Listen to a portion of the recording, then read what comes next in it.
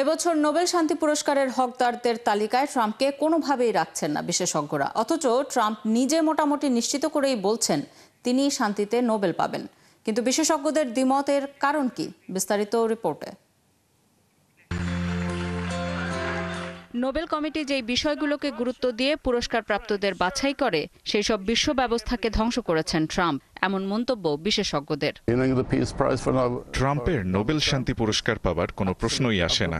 মূল কারণটা হলো তিনি মুখে বলেন হত্যা পছন্দ করেন না, কিন্তু এখন তিনি গাজার গণহত্যাকে সমর্থন করছেন।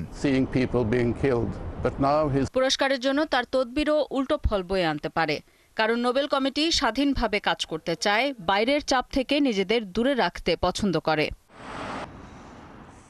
অ্যালফ্রেড নোবেলের উইল অনুযায়ী এই পুরস্কার তিনিই পাবেন যিনি জাতির মধ্যে ভ্রাতৃত্ব প্রতিষ্ঠায় সেরা কাজ করেছেন।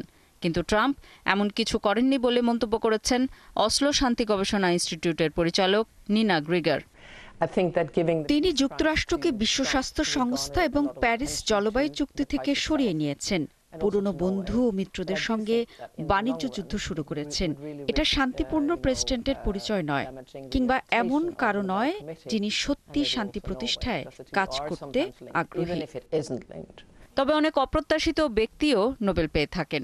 এবার মানবিক সংস্থার বাইরে জাতিসংঘের প্রতিষ্ঠানগুলোতে গুরুত্ব দিতে পারে নোবেল কমিটি, যেমন আন্তর্জাতিক বিচার আদালত বা জাতিসংঘ নিজেই।